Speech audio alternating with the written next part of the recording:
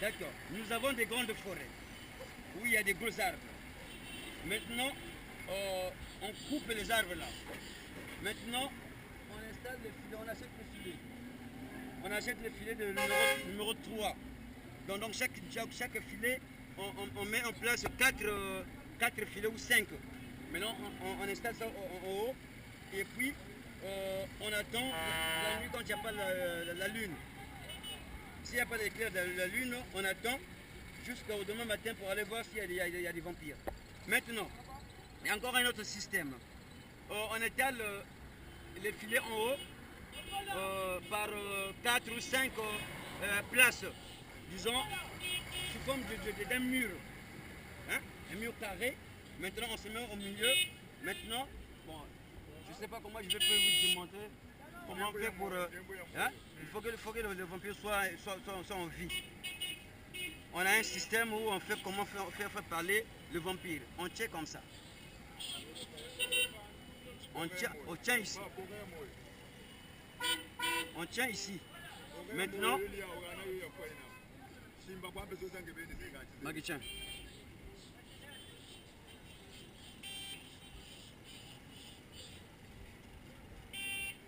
On a un système.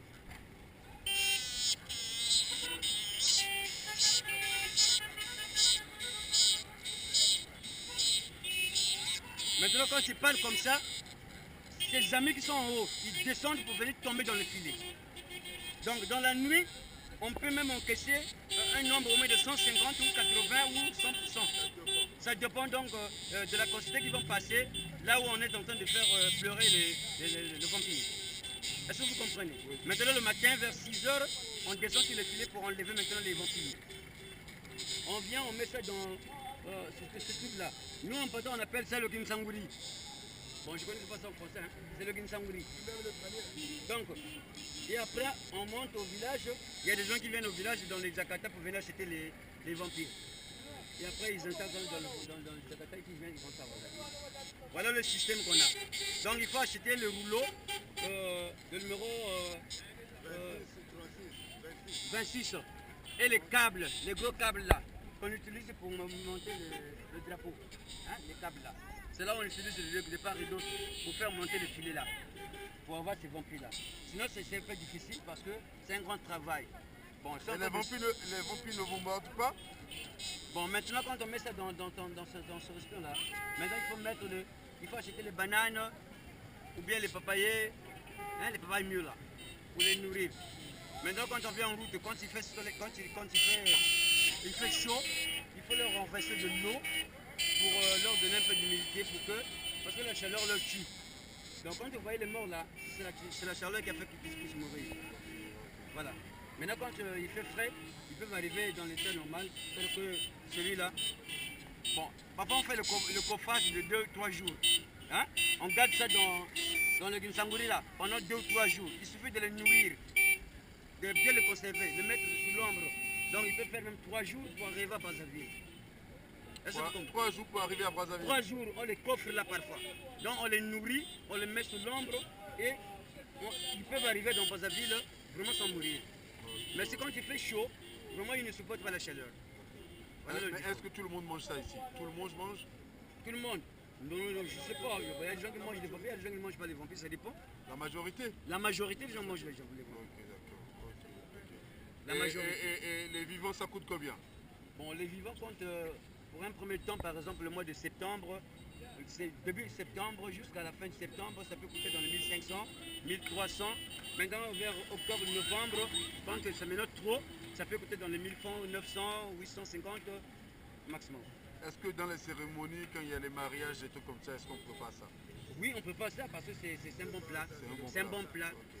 Si vous n'avez jamais goûté ça, si vous achetez ça aujourd'hui, je vais vous montrer comment on prépare ça. Il faut mettre un peu la mangue, hein, des tranches de mangue. Nous, on est les meilleurs mangeurs. On mange mieux que vous. Il faut mettre des tranches de mangue dans. Maintenant, quand on coupe ça, on met ça dans la marmite. Il faut chaque fois tourner parce qu'il faut que la soupe soit un peu lourde. Si vous laissez ça comme ça, la soupe sera comme de l'eau. Et comment on appelle sa sauce? Quand on fait la sauce, comment ça s'appelle? Là? Quand on fait la sauce, quand on prépare le tout, le plat s'appelle comment? Mais ça peut ou ne pas chercher l'assaisonnement, c'est pas un problème. Quand vous mettez ça dans l'eau, Oui. avec son sang propre, Oui. c'est ce qui fait que la soupe soit lourde. Ok, d'accord. Voilà. Et comment ça s'appelle le plat, la sauce là? Bah, il y a le poisson là, ça s'appelle comment? Bakongo Non, ou mais quoi?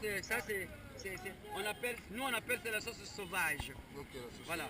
Il n'y a pas un nom approprié à ça ici? Ah non. Ok, C'est du d'accord. bouillon? Bon, le bouillon, c'est... Bon, le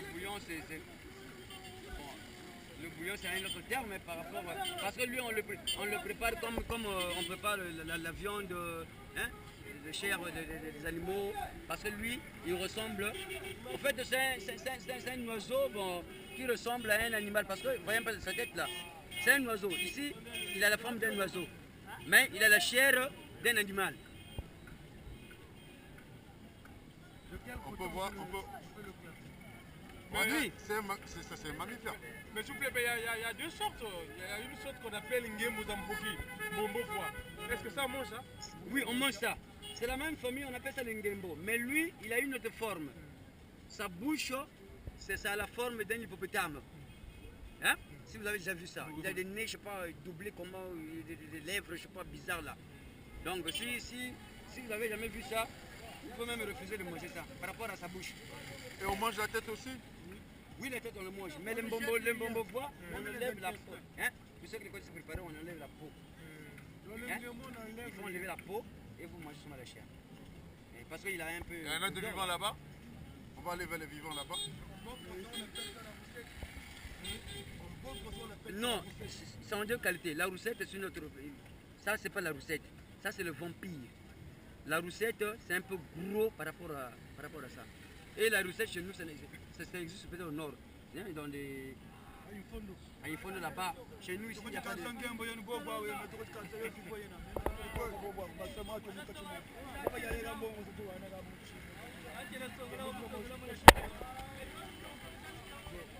On va voir ce qui est vivant.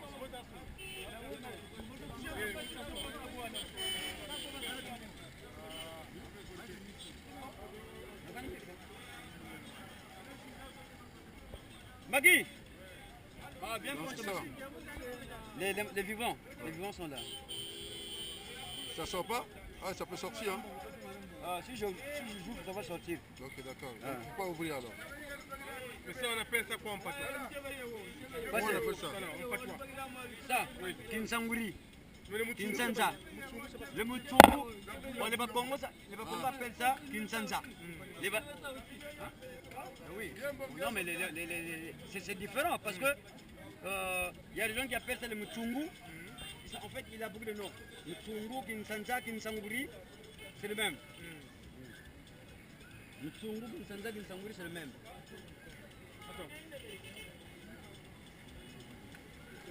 Moutongo, Kinsanza, Kinsanguri, c'est le même.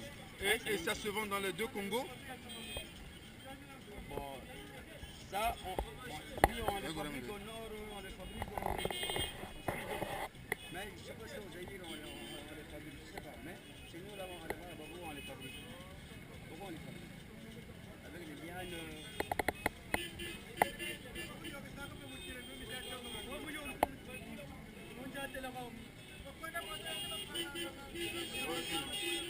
C'est bon ça? Vous avez une autre question à poser? Non, ça va. Au revoir.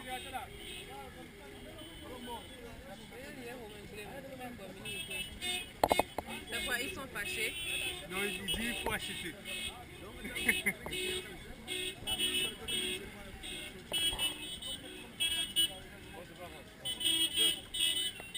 Le micro.